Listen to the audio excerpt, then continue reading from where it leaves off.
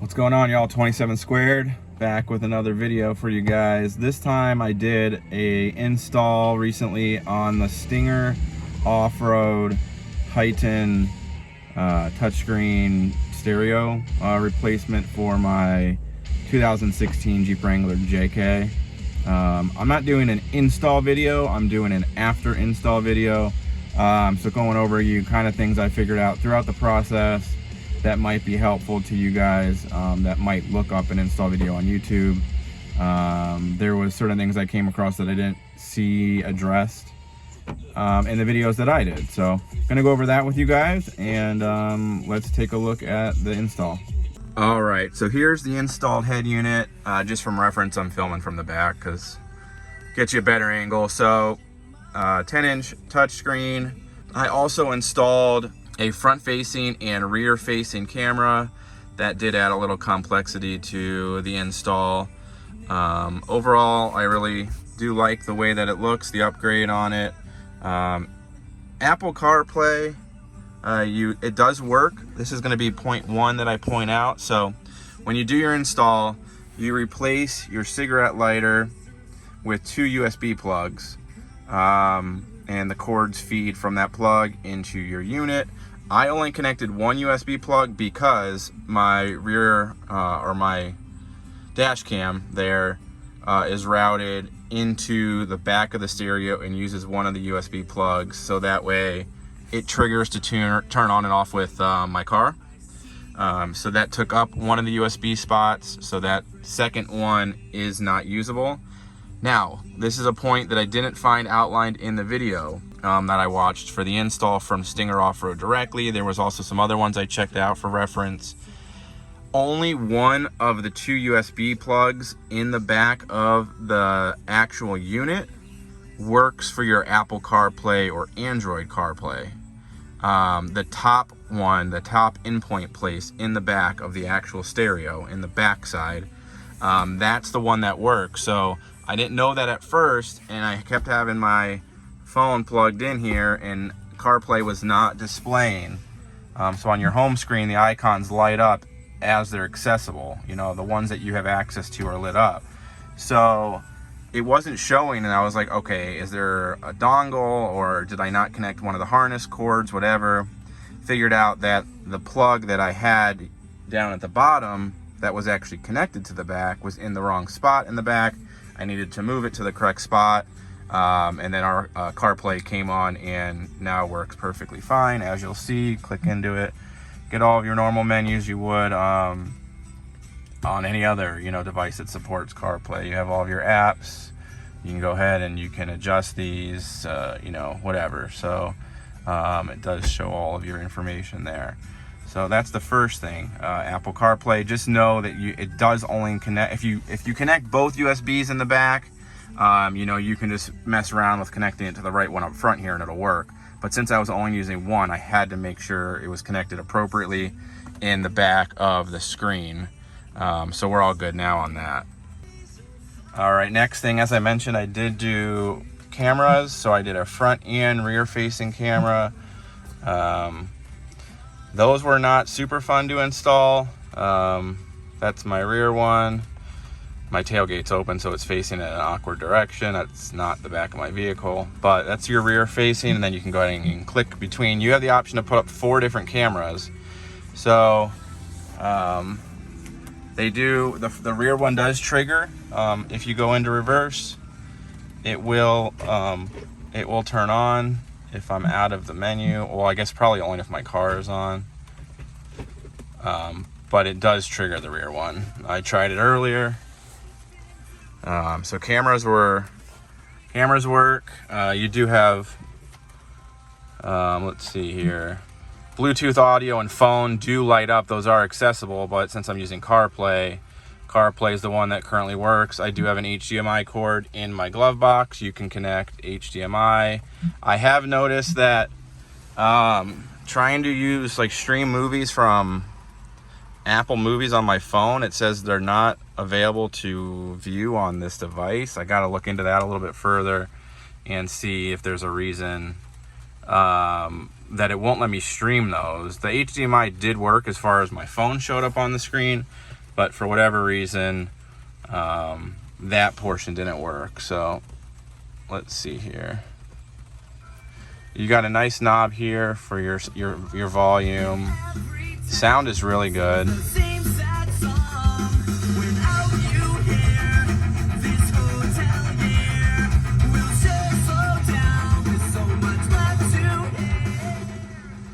Oh, also to be noted, your steering wheel buttons do work, so you can do your volume and everything from here.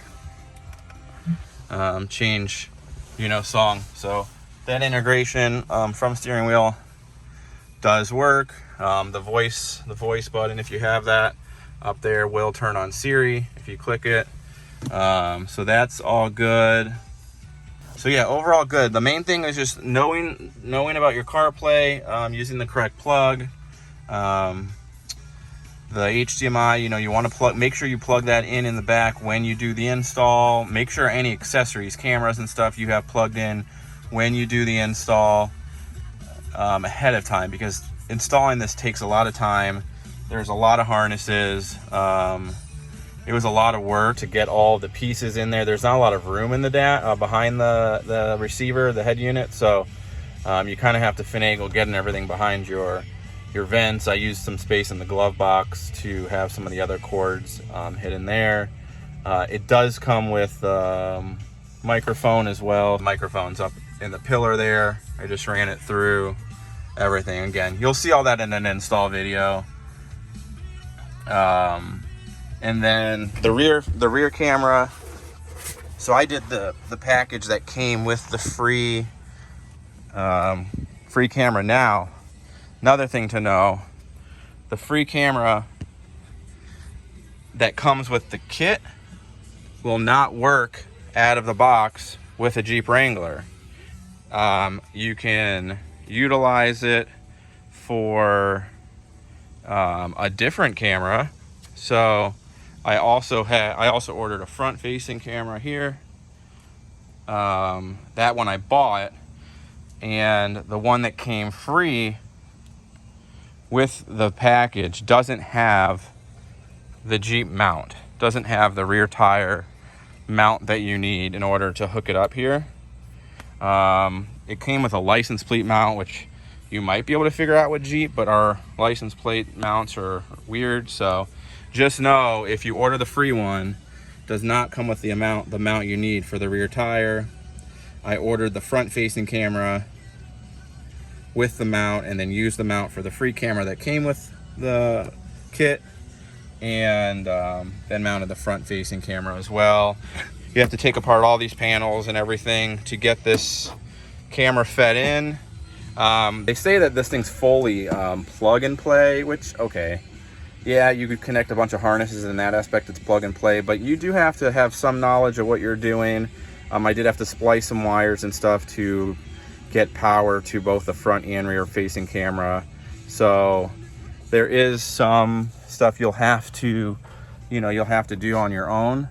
A lot of disassembly.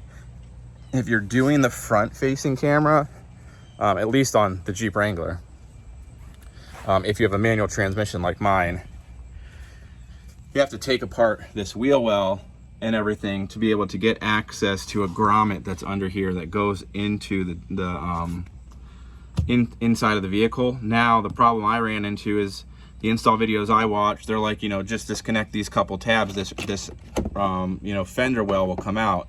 Well, the problem is that fender well is attached to, on the Sahara anyways, it's attached to the painted fenders. In order to take this panel off, I'd actually have to break all these tabs and then redo it.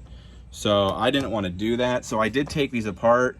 It gave me a little bit of extra access, but you really have to squeeze under there to be able to cut through the grommet and feed your cables from the front of your Jeep, through your Jeep and everything. So it was a little bit of work, but everything is installed now. Overall, I'm a fan. I like it. The Apple CarPlay resolution is a little bit fuzzy to me.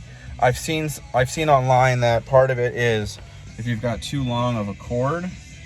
I've got like this 6-foot cord that I use because I have my phone mount over there, so I'll have it plugged in and then I put my phone over there. I did order a 3-foot cord though.